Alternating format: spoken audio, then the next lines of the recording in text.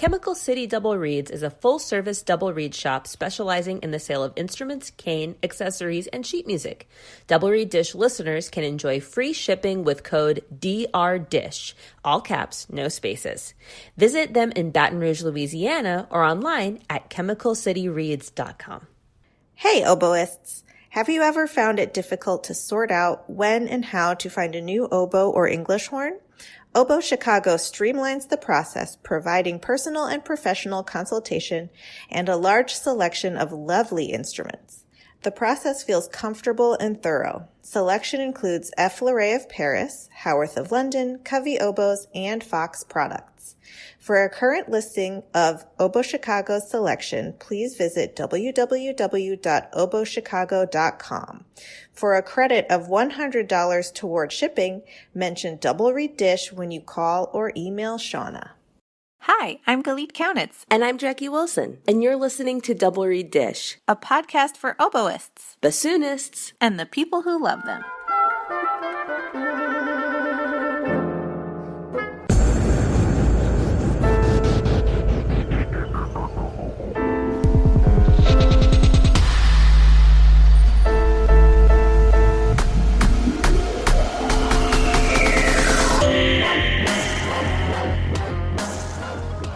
The listeners cannot see this, but I have a tiny puppy in my lap. So he'll be the silent third. Cute. We have a guest for our dish. Well, I have two not so silent guests who are wrestling right now. Did you know that Taylor Swift has cats, not dogs? But when her cats fight, she calls it Marshmallow Wars. That's adorable. Marshmallow Wars. This is like large and extra large marshmallows with teeth. There you go. That sounds amazing. So the last time I saw you was in Flagstaff. Yeah, it feels like an age ago, but it was only, 2 weeks? Yeah. I think I got home 2 weeks from yesterday. And it simultaneously feels like 2 minutes and 2 months. Yeah. But how are you recovering? I think I've fully recovered. I am getting back into a routine just in time for school to start and my routine to change. Actually, I'm pretty tired right now because Becky is out of town for her grandma's 100th birthday celebration. Wow. So usually when we're both home, she walks the dogs in the morning and she walks all three at the same time. And she has advised that I don't do that because I will be bisected by said dogs. So I have been going on basically 6 walks a day. Well, that's great for your cardiovascular health. I know. I feel my hips feel great. You got those steps in.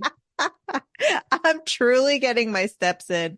I was listening to a meditation, and the leader was talking about the importance of being grateful and seeing in any situation like things to be grateful for instead of what's wrong. And he used the example, like usually we're only grateful for not having a toothache immediately after we've had a toothache and our toothache is gone. But really, we can be grateful for not having a toothache at any time that our teeth aren't hurting. And so for the past week, like if something inconvenient happens, I'm just like, at least I don't have a toothache. Like my head stopped hurting from the altitude. There you go. No headache. No headache.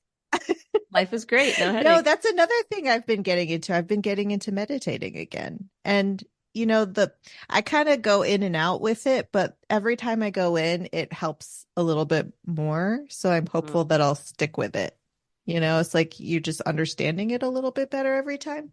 Yes. I mean, I've spoken about what a positive impact it's had on my life, but to get to kind of what you were talking about earlier, I do best with it when it fits into my routine. And our life says musicians and teachers can like not be consistently irregular, but they'll be regular for a while and then something will like be different and then then a little different and then it's this semester, not that.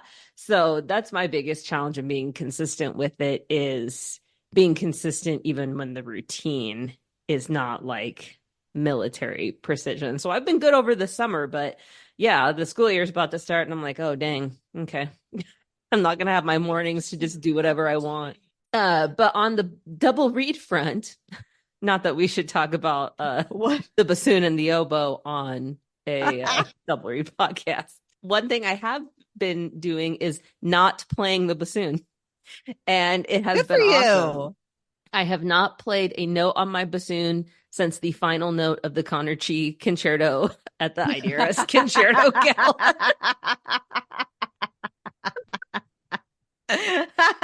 Good for you. Goodbye. I need a break. And yes, I scheduled my break time. So we're recording this a little early, but Monday the 12th we'll be back to playing. And but I have been enjoying this time off. I highly recommend just taking a break and taking time to yourself because it's been wonderful. But one thing I have been doing is making reeds. This is something I have been procrastinating on. And so I am literally attempting to form and wrap into blanks over 200 pieces of GSP cane over the next 8 days. Girl. Yeah, with what I need for my own personal playing, and students always find some way to bum a couple off you. And plus I've got my Cougar Reed program, and when those orders come in, it's kind of either like fast and furious or I don't have any for a while. And so it's just so helpful to have a stockpile and not have to process and form cane during the academic year. And I had planned on doing it little by little over the summer, and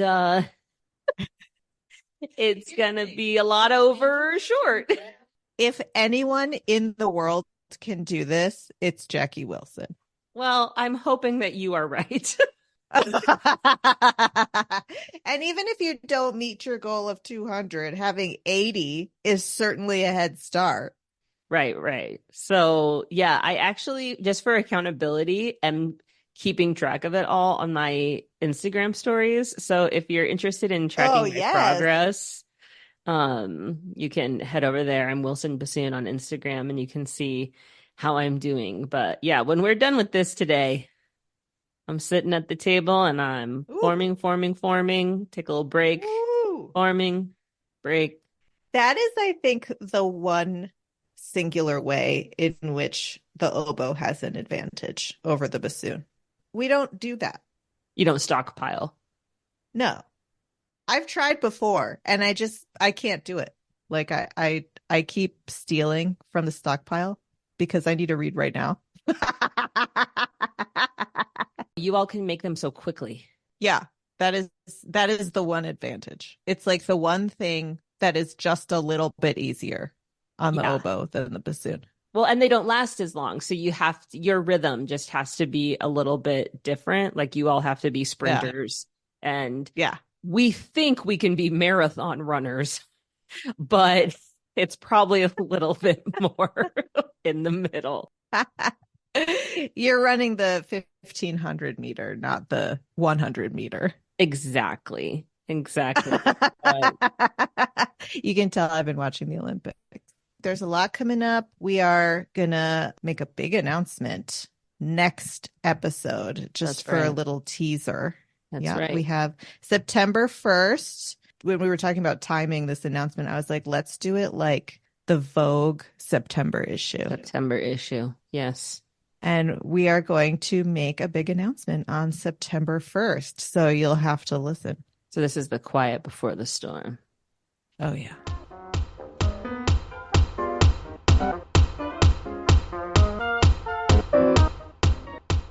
consider buying your processed oboe and bassoon cane from those friendly folks over at Barton Cane. Processed with care and precision for your everyday reed-making needs. Take the pain and injury out of reed-making by letting Barton Cane do the hard, repetitive, boring stuff.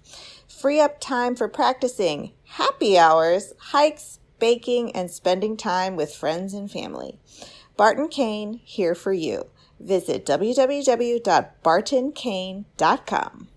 Ugly Duckling Oboes is dedicated to the development of young oboe players. They provide quality handmade oboe reeds, private lessons, and high-quality oboe sales, rentals, and consignments. The oboes that they rent are conservatory mechanism oboes that include the left-hand F key and low B flat key. All are maintained by oboe-specific technicians. In-person lessons are available, as well as virtual lessons for students who live outside the geographic area or have transportation and scheduling challenges. They also offer online college audition coaching for high school juniors and seniors who plan to audition to be music majors. Visit uglyducklingoboes.com for more details on how you can set up yourself for success and sign up for their newsletter. That's uglyducklingoboes.com.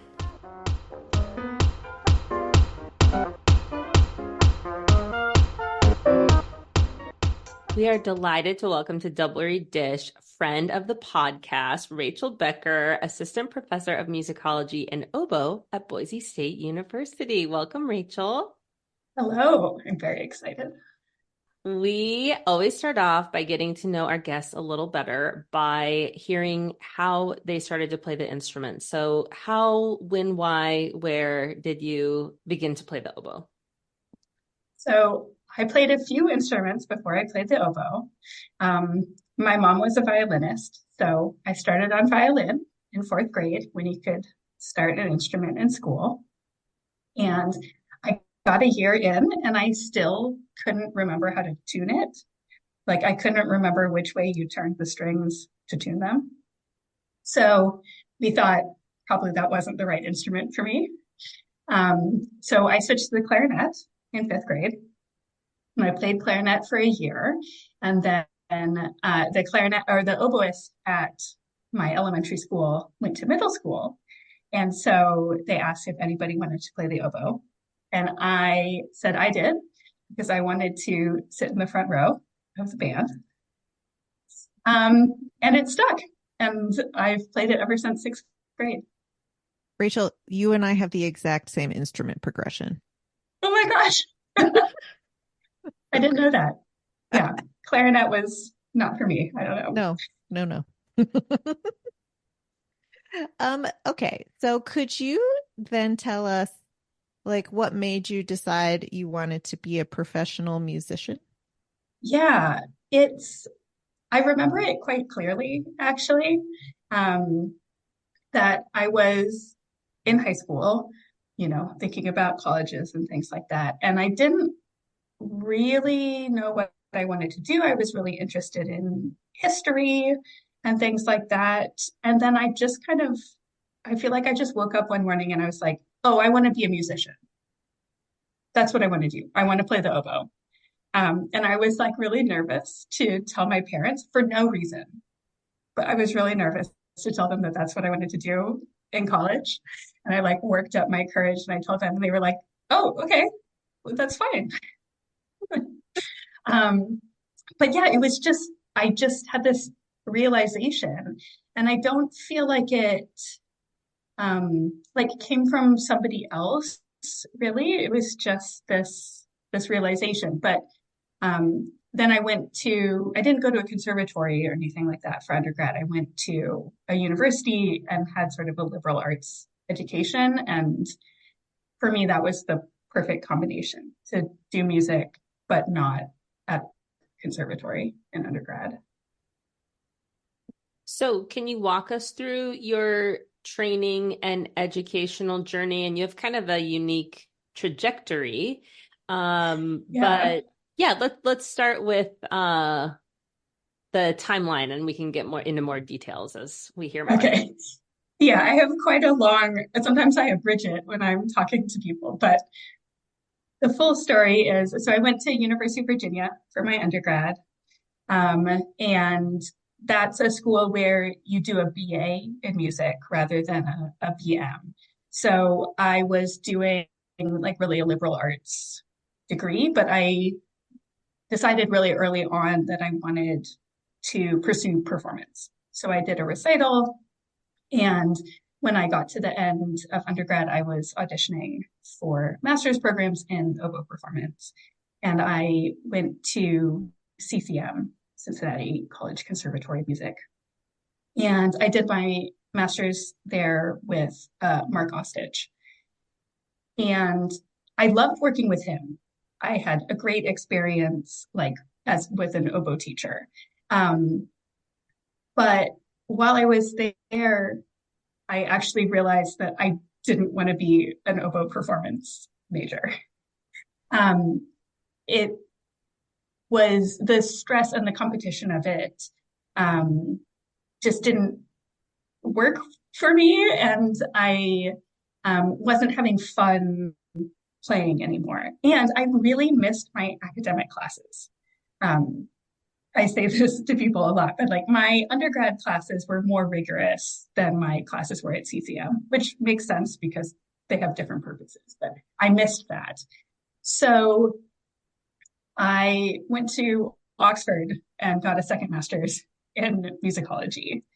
And that was really because I had a friend who was already studying in the UK at Cambridge while I was in Cincinnati. And again, just one of those light bulb moments. It was like, oh, I can do that. That's an option that is available. And I never thought I would get in, but I did get in. So I came to Oxford, and the way that the master's works in the UK is that it's basically project based. So I didn't have a lot of classes, but I was writing essays. And so I wrote an extended essay about Pascoli and opera fantasias. On the advice of my supervisor, who was basically like, I don't know of anybody else who's working on these pieces, so I think this is a really good place for you to focus. I had initially thought about working on other areas of opera. And so I finished my master's at Oxford, and then I took a couple of years out and worked. I worked as a tutor. And then I came back and I did my PhD at Cambridge, also in the UK, and wrote my dissertation on opera fantasias and Pascoli. So sort of a long and winding road, but I ended up in the best possible place. I just had an amazing experience at Cambridge with my supervisor. He was an amazing person to work with, and I did more playing at Cambridge than I did in Cincinnati. Cool. And that sort of set me up then for the job that I have now. Okay, tell us then how you got to the job you have now. Okay, so it's one of those lucky things that I was just in the right place at the right time. Like if I hadn't done 2 masters, if I hadn't taken time off in between, I would have been at a different place in my career. But I was job searching when the oboe professor at Boise State retired, and she wasn't just the oboe professor, she was the music history and oboe professor. And that's just not a job title that exists. But I had been applying and applying and applying for jobs, for music history jobs, actually. And I saw this one come up on the posting. Actually, I think my sister found it first and sent it to me. And I was just like, wait, but that's me. That's what I do. I do oboe and I do music history. And so I applied, and I never thought I would get it, actually, because I was like, I'm not a professional oboist at this point. I've made peace with that. I love it. I play it all the time, but I'm, usually not getting paid. I'm all of these things. But I made it through the first round, and I made it through the second round, and I got the job. And yeah, it was the right place at the right time. My predecessor had been there since 1983. So it all ended up right. I know what I want you to talk about, but I don't know the perfect way to word the question. But Okay. it just so you have really forged an individual path where you have basically decided that both musicology and the oboe are parts of your life that you love and that you want to create space for. Um, and that required pivots and maybe admitting to yourself, I don't know, I guess it just strikes me as something that's brave to question the status quo when you're already into, several degrees into a path, when we're really told in very prescriptive ways what success looks like and what we should want to achieve. And you've come out the other side, with a position that's really uniquely tailored to you and your interests. And so I don't know, I guess, could you take us back to that time at CCM when you were like realizing, I don't think this is a great fit, and I feel like I want to chart a different path. Like I'm thinking of our student listeners who may be having similar feelings right now. What was kind of, I don't know. Can you talk about that? I Yeah, don't have a question. absolutely. Yeah. No, because I mean, this is something that I'm very conscious of in my career path, but it's also something that I haven't necessarily always been conscious of how I'm making the decision. Like I remember my dad saying this about me at one point, that I think about things very internally, and then like I make a decision and that's my decision and there I go. And that's not necessarily like how it feels to me, but I think it is true. That I don't want to say that it's operating off of like instinct or something like that, but I feel like even when I have felt very uncertain of myself, there are parts of myself that I know very well, and I trust and follow those parts of myself. So even when I was applying for grad school and doing open performance, I knew that I really enjoyed music history. And actually, I remember my advisor saying to me, like, are you sure? Like, sort of thought you would do music history. And I was like, no, I'm sure. But the way that I thought of it was there's time to do music history. That is something that I can keep. And it's not going to, it doesn't feel like it has an expiration date or that I'm going to get out of practice. Oboe, I have to do it now if I want to do it. Like this is the time have been taking lessons, I've been preparing. I know that if I want to go into performance, this is the time when I have to do it. If I stop playing, I can't come back to it easily. So this is what I'm going to do now. And I tried it, and I knew pretty soon that I wasn't going to get a job in an orchestra by auditioning into an orchestra. I sort of could look at myself versus the other people in the studio. And I don't say that to put down my performance or my playing or my ideas or anything like that, but I was able to set myself against my fellow students and say, okay, these are the people who are going to win those auditions. And I probably could get to that level, but there are things that I'm going to have to give up to get to that level that I don't want to give up. Right. And so once I realized that, and I realized that I wasn't enjoying playing because I felt so stressed about living up to these expectations. Mm-hmm. It wasn't hard to give it up. What was hard was making the decision of whether to finish the program or whether to finish a year and then actually step away. And that I thought a lot about. And I decided that no, I wanted to see this out. I wanted to finish it. I wanted to see where it took me. But I would say I knew by like 2/3 of the way through the first year that that wasn't what I was going to pursue. So that, and then I started thinking about next steps and where would be a really good fit for me to go to grad school for music history. And I was much more thoughtful about that than I had been about picking my school for oboe performance. As a follow-up to that, what did that preparation look like? Because you didn't just pivot your career, you pivoted to the best university in the world. I'm Literally. I'm laughing at her delivery. So yeah, I guess I'm just wondering what that preparation looked like, because it was a pretty successful pivot, objectively. I want to say, like, when you frame it that way, I do want to say I did not get into every school that I applied to for music history. So that's very interesting. I did get into Oxford, but it wasn't like, oh, I can like do whatever I want. I have my pick of anywhere. I got rejected from Case Western, and also from Tufts. So what I started with is I started by just looking at schools.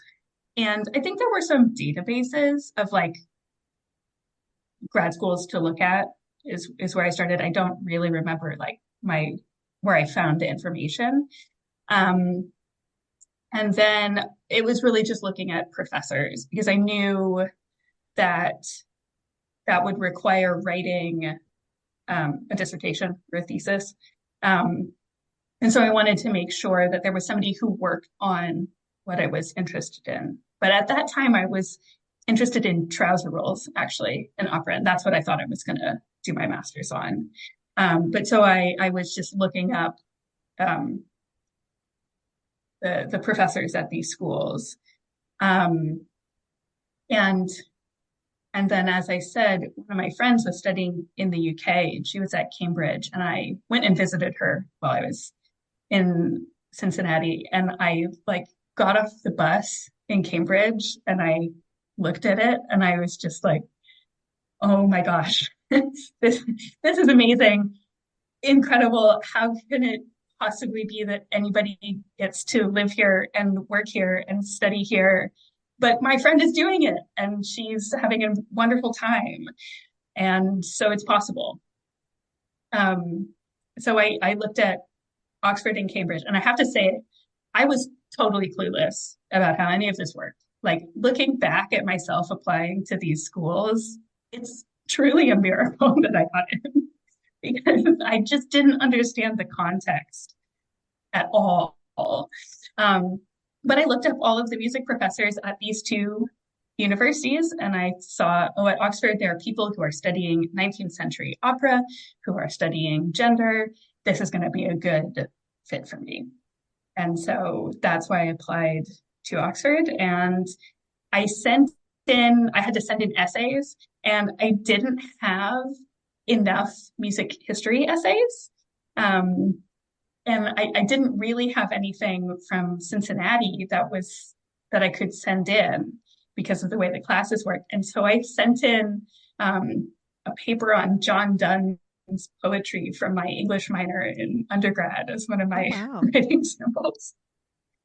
But I guess they liked what I wrote. So, but yeah, I cannot overestimate how clueless I was, despite my friends, about how any of this worked. So the way that you made this pivot was not like a complete shut the door on your past identity. You really ushered in a new identity and brought in your old life as well. Like you're still an active oboist. You were still an active oboist in Cambridge. So I would love to know more about that, because for a lot of people, I think it's too painful. They decide to do something new and they say, okay, I can't do the old thing anymore. It's too raw, too intense. I'm just going to clean slate as if it never happened. And what you've been able to do is combine anything in such a unique and like self-expressive way that I think is very cool. And I'd love to hear more about that.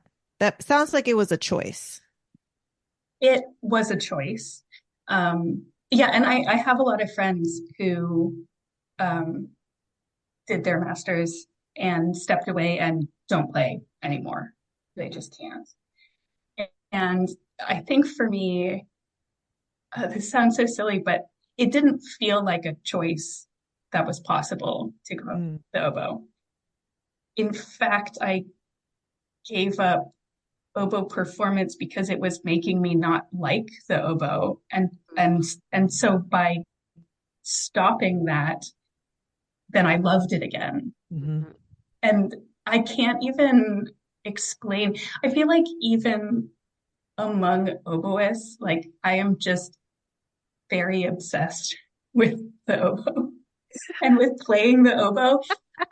It's my absolute favorite thing to do, and I love it so much. And it was not an option to stop playing.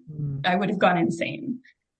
And it happens that at both Oxford and Cambridge, the performance parts of music are actually student-run organizations that are external to the music department.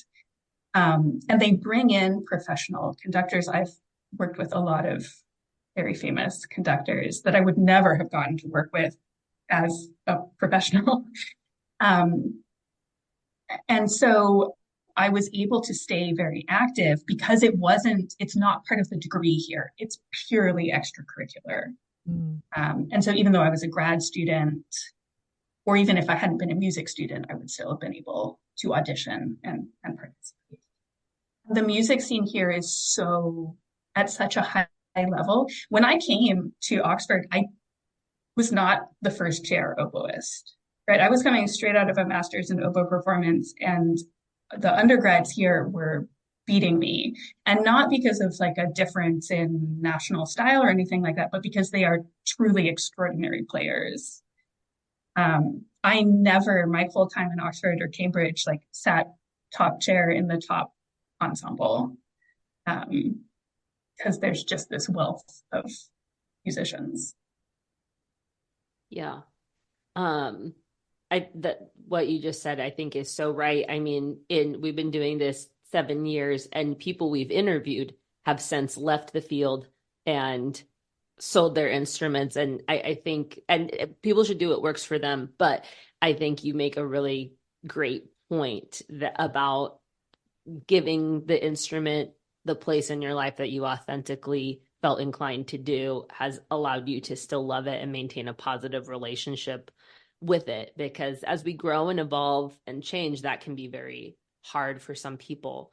But you touched on something I'm super curious about. I was already curious about it. So you're an American oboist, and then you go to the UK, and Yes. so of course reeds come to mind. Like, did you switch and then you came back? Are you like this hybrid Quasimodo reed maker, or what's the deal? Like, how did you navigate that? So let me start with coming back, because this is a funny story, and then I'll talk about going. So when I came back, I moved to Portland, Oregon, and I got a gig pretty soon. I got connected with the right people. Somebody dropped out. They needed a last minute sub, and I was playing second oboe. We finished the first rehearsal, and the first oboist turned to me and was like, "I like how present you are as a second oboist." And I walked out and I went, that was a compliment that is an instructive compliment.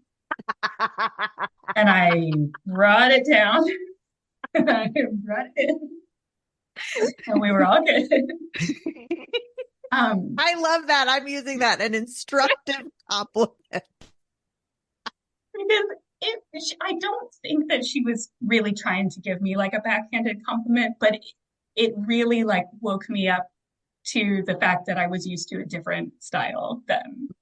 And in the UK, oboe playing, woodwind playing is much more soloistic and much more present than in the US.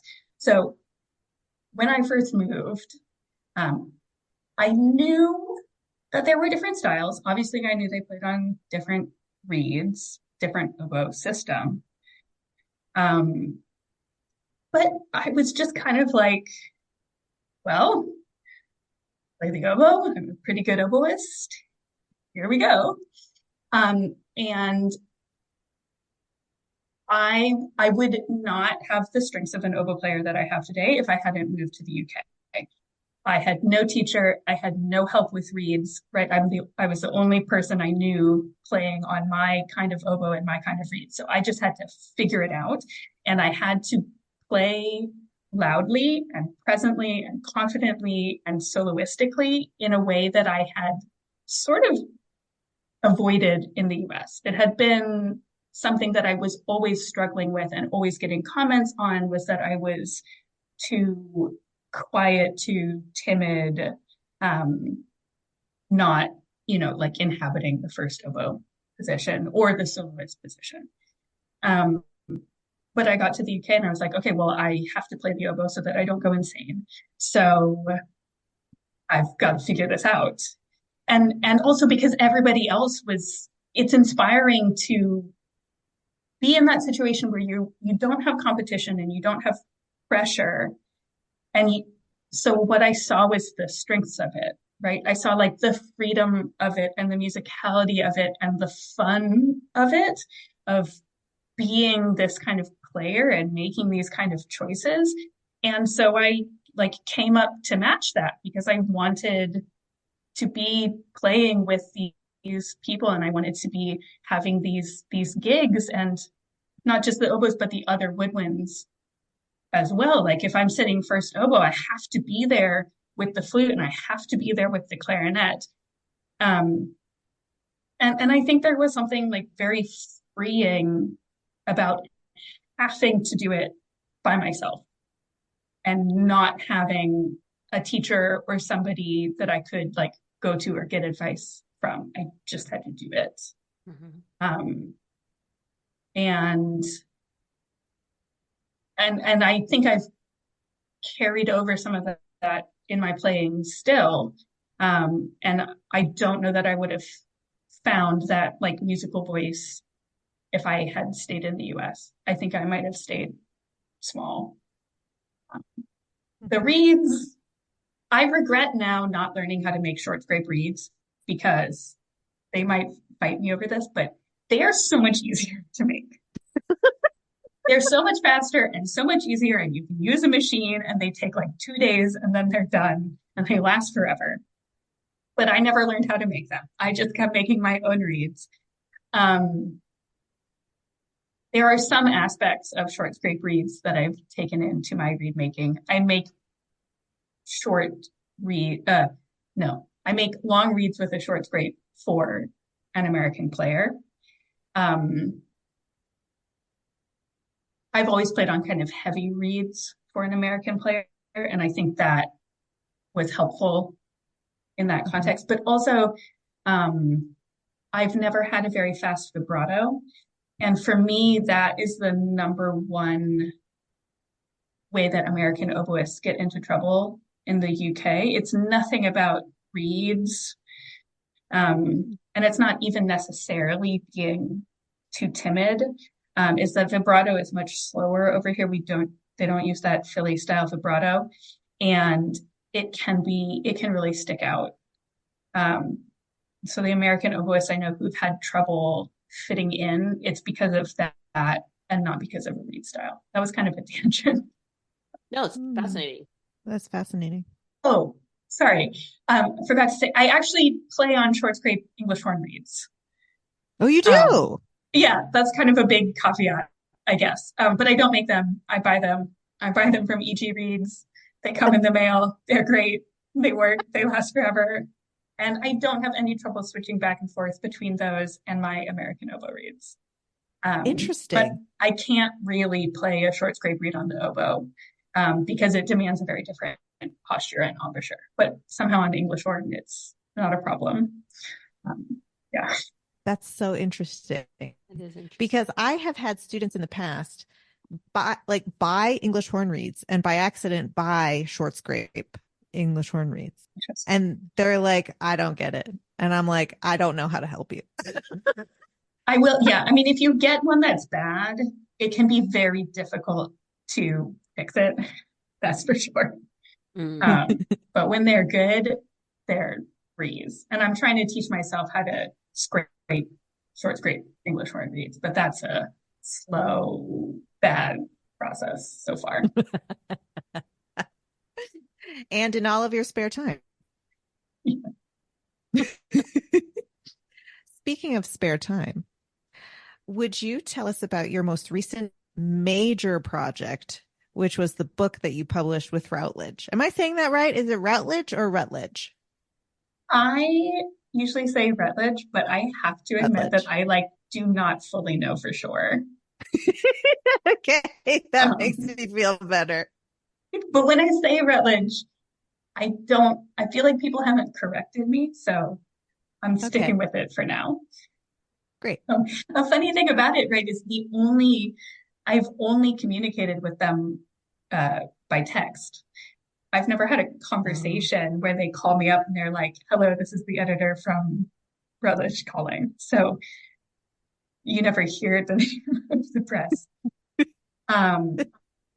Yes, so my book came out March 2024. You can buy it online. The ebook is much cheaper than the hard copy. The hard copy is for institutional libraries, not for individual people to buy. That's why it's so expensive. So my book is on opera fantasias. It's called Valuing. Wait. Called Valuing 19th Century Italian Opera Fantasias for Woodwind Instruments. It's a really catchy title. And it came out of my PhD. So it's heavily based on my doctoral thesis, but with significant rewriting. This is one of the things that you learn when you go and do your PhD, is that you write this dissertation and you submit it and you do all your corrections and you finalize it and turn it in. And then when you turn it into a book, you really have to change the way that you write and the style you write in.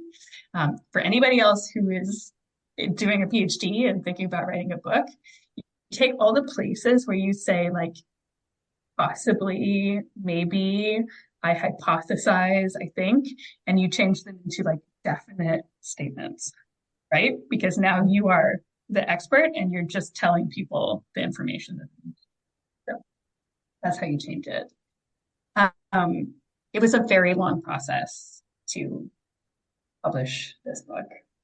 I was initially solicited 5 years ago. So I gave a conference paper on part of the material, and they reached out to me and said, would you be interested in submitting a book proposal? And of course, I was like, yes, absolutely. I would be interested in that. And it went through a whole process. I don't necessarily need to get into all of it. It was considered for one specific series, and then they didn't want it for that, but they wanted it as a standalone. So each of these steps takes a lot of time of people reading the proposal and reading sample chapters and making these decisions. But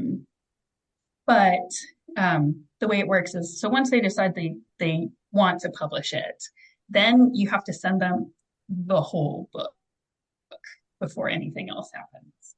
So you have to finish it. You have a word count. When you do your PhD, things like footnotes aren't included in the word count.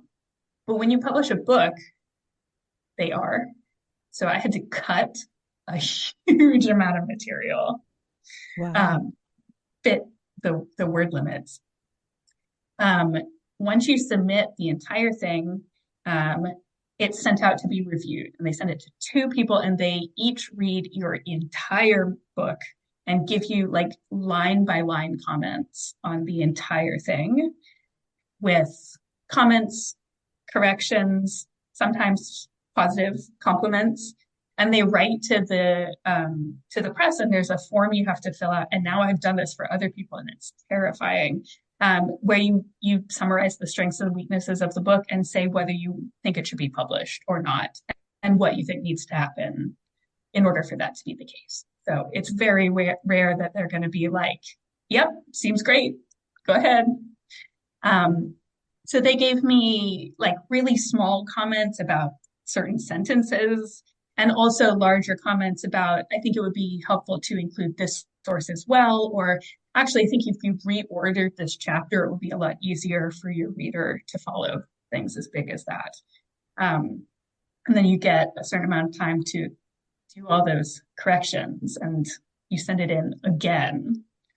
And you basically have to write a letter, which is also like when you do your PhD, explaining the changes you've made and also explaining if there was anything you didn't want to do.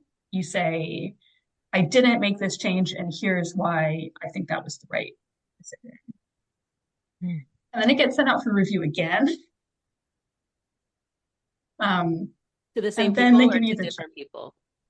to one of the two same people. Okay. And my reviewers were really helpful. They gave me really good comments. One of them definitely liked it better than the other, and they did send it to the person who liked it better, which I am very grateful for. And then I had to do the index, which I always knew that I had to do that, but that was one of the hardest things I've ever done. Because obviously we have like Control F find now, so that helps. But what's wild is that you have to determine the words that are in the index, right? Like, is this important enough to be in this list of words? And like, which of these synonyms do I want to be the word that's in the index? Right? Because you'll go to an index and you look at something, it's like, oh, see this. So I was the one who had to decide those things. And that was really one of the moments where I felt like, shouldn't somebody else be like watching over this part? What if I do it wrong? Like the writing of the book, that's fine. I can do that. I don't need, supervision for that. But the index, it really felt like just being turned loose. And I was like, where's the adult in the room to help me with this important part of my book? I can't imagine doing that. I really can't. I really can't imagine doing it. Yeah, you can pay somebody to do it. It's expensive, but I wish I had spent that money. How long did it take you? Oh, see, like I did it bit by bit, but like days and days. And then there was a problem with That's so wild. some of the proofs, and I had to redo the last like 100 pages of the index. But I got through it. It happened. I'm really happy with how the book looks, how it turned out, how it was set. They were really receptive to my like proof edits and things like that. So the proof edits are they send you and they're like, this is what it's going to look like physically on the page when it's printed. Make sure that we didn't make any mistakes. And I found a lot of mistakes, but they fixed all of them. I haven't looked very closely at it since receiving the physical copy. So if you find a typo, don't tell me. Well, so I love that's so fascinating. I look into the process of writing a book. And if your book had been about trouser rolls, it might not be so relevant to the listenership. But I do want to get into the content because it is about repertoire for woodwind instruments. And you'd mentioned a focus on Pasculi. And so, yeah, tell us a bit about the content and what we could find within the pages and just kind of your interest. I'm sure there are listeners going, well, I want to hear about Pasculi and, this, that. So tell us about that part of it. And wait, before you start, can I just interject before you start? The actual title, according to this article, is Valuing 19th Century Italian Opera Fantasies for Woodwind Instruments, trash music. which I love. Yes. Okay, Yes. now go ahead and use the words trash music because I love it so much.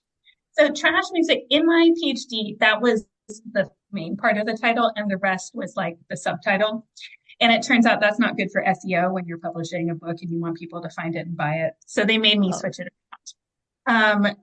Trash music comes from a quotation from an article in the Double Read, the IDRS journal. And I'm going to lose all my memory of the specifics, but somebody is describing this music and saying, oh, it's just total trash. Like, why are you playing this music? It's trash. So I found that quite early on, and I was like, yes, it's not trash, but this will make people interested. It's so easy to get caught up in the logistics, but the content, so it's about, as the title says, quite a specific genre, and that is on purpose. So when I started, I thought I might look quite broadly at 19th century opera fantasias. And then I started finding them. Because when I was looking initially, I could find so few of these pieces. I didn't know where to start. I was looking in catalogs. Catalogs don't work very well for these pieces because they have so many different titles. They're not all just called fantasia. They're called potpourri or reminiscence or ricordi, which means like memories, or capriccio. All of these are names for the same kind of pieces. So they can be hard to search online. It's much easier when you can like go to a physical library and see what's next to each other and see the genre. So I got into this through Pasquale. I played one of his pieces way back in undergrad, and I was like, okay, this is based on an opera. We're using themes from an opera. They're in a different order than they occur in the opera. What's up with that? Why? It ends in a happy ending. This is not a happy opera. What? And I couldn't find anything about it. I was like, surely somebody's written about like the story of the opera fantasia, right? How it goes through the story of the opera and it's different than in the opera. No, nothing. So that stuck with me all the way through. And then I discovered this thing called narrative theory, which is exactly what I was trying to find. Like the story that's created in a piece of music that doesn't have a literal story. So we wouldn't use narrative theory to talk about an opera, but we might use it to talk about like a symphony even, where we could like read characters into it, or a story. We have like the hero journey, right? Sometimes in a Beethoven symphony or something like that we talk about. And so opera fantasias are this weird in between. They are not, they don't have text. They don't have actual characters, but also they sort of do because they're using the characters from opera and they're using the melodies from opera. And the Italian audience knew every single one of these songs. They were like pop songs. They were sung on the street. Everybody had them at home. They heard them all the time. Like they knew exactly the characters and the plots and how everything went. So then if you're listening to it and it's in a different order, it's like this fun twist on it, right? It's like, oh, what's going to happen next? Where are we going? What's going to happen? Is she going to die or is she not going to die? Right. And often the female character who dies in the opera doesn't die in the opera fantasia. Like that part is left out. And instead we have this happy ending. And so that's fascinating to me. And so I don't argue that the composers of these were sitting down and thinking, I am going to make a happy version of La Traviata. But by writing these pieces and by following the genre conventions of these pieces, that's what you get. And if we have a whole genre that's about subverting the expectations of opera stories, well, that's really interesting culturally, right? That it's about changing these stories and often, just to emphasize it, like often changing it so that the woman doesn't die at the end. It's fascinating. And I found that especially interesting then when I was looking at the gendering of woodwind instruments, where in the 19th century, there's a big change. So if we look like way back in the Baroque period, all the woodwind instruments are these masculine, manly instruments. And when we get to the 19th century, they become these like feminine, dainty little instruments. And you can go look up Berlioz quotes about the oboe, and they're just wild. But the flute becomes a woman, the oboe becomes a woman, the clarinet is kind of androgynous, sort of feminine and masculine, and the bassoon is a man. And yes, this has to do with the range, but it becomes much, much more than just the range. And they are used to accompany certain characters and used in certain ways. And so then we have this fascinating effect where we have a male composer. I have not found any fantasias in my context written by female composers. They're being played by male players. Again, I have not found any of these like performers in this context who are women. But the characters are male and female. The instrument is often female. And so all of this just adds really interesting layers to the cultural standing of these pieces, and also the way that we then later view them as trash, as unimportant, as not musically valuable. They're just this silly virtuosity. Well, virtuosity is also gendered. And we, in our musicological world, we operate in a very Germanic context. So music history as a discipline sort of comes from Germany.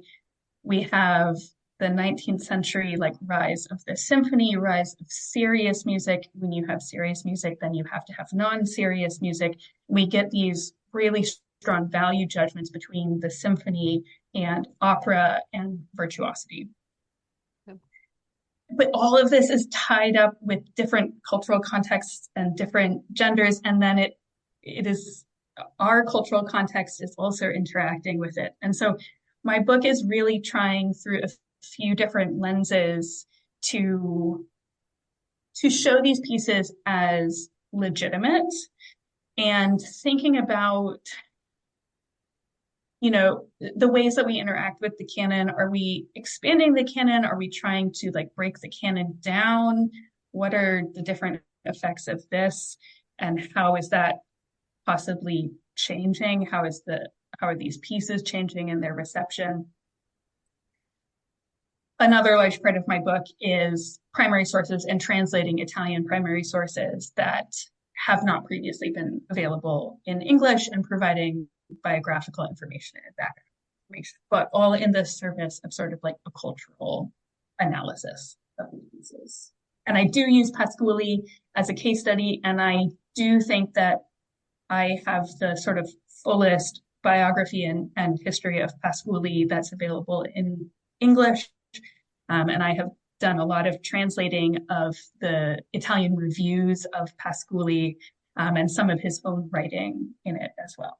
So that is I'm so glad I asked. So cool. Yeah, because I feel like you wouldn't, like, from the title, and you should never judge a book by its cover. That's where the saying comes from.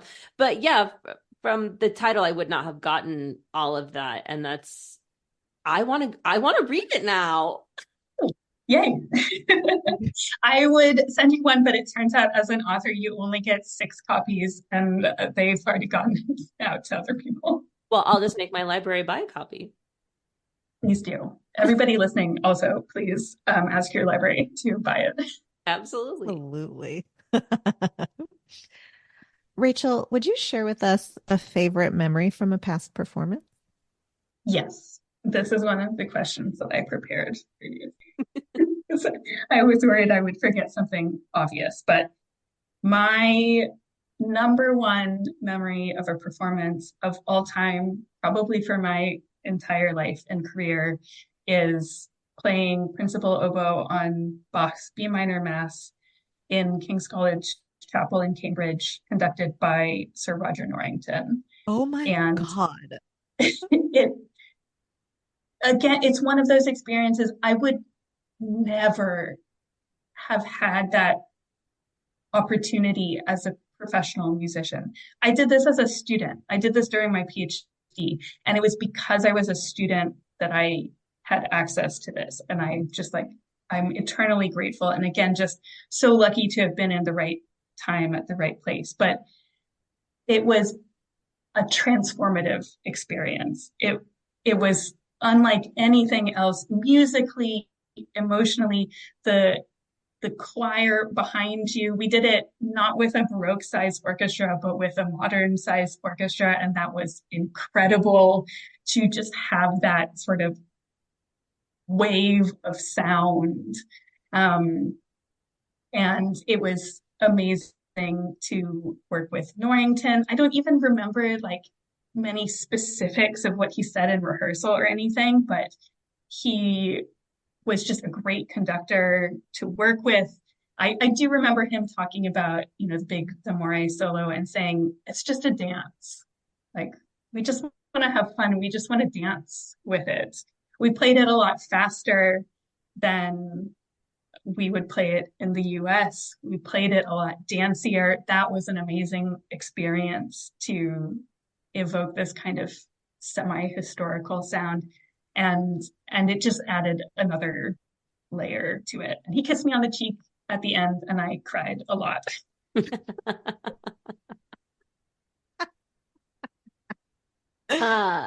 Amazing. So, our closing question is always the same. What advice do you have for a young musician who aspires to have a career like yours? This I also sort of prepared in advance. The number one thing I would say, you don't have to choose. This is what I feel most strongly about. I had people tell me, you're going to have to choose. You can't do these both. You have to choose. You do not have to choose. You have to prioritize. And you have to be thoughtful about where you put your energy and what you want and what you believe in. But you can do it. And you don't have to work at a certain level if you don't want to. This is the other thing. It's not all or nothing. So figure out what you want to do and embrace fully what you actually want to do.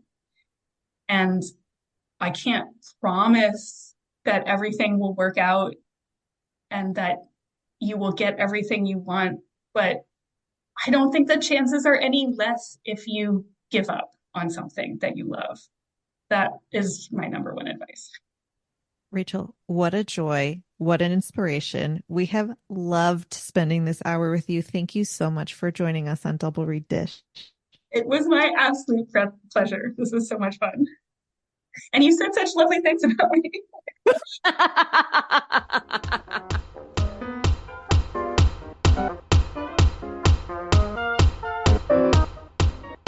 Okay, so we hope you enjoyed that episode, and we hope that you'll return on September 1st for our big announcement, and that you'll rate and review on iTunes and Spotify and subscribe and all that good stuff. Follow us on social media, Double Reed Dish on all platforms, but also Hello Oboe and Wilson Bassoon to see if I've got my summer reed forming on pace. You know she's going to do it. I'm going to try. I'm going to try my best. But Delete, who do we have coming on the next ep? We had a truly wonderful conversation with Keith Bunke, principal bassoon of the Chicago Symphony Orchestra. Jackie, let's end this nerd parade. Hey, this is the most appropriate go make reeds I think we've ever had. So I'm going to go make reeds.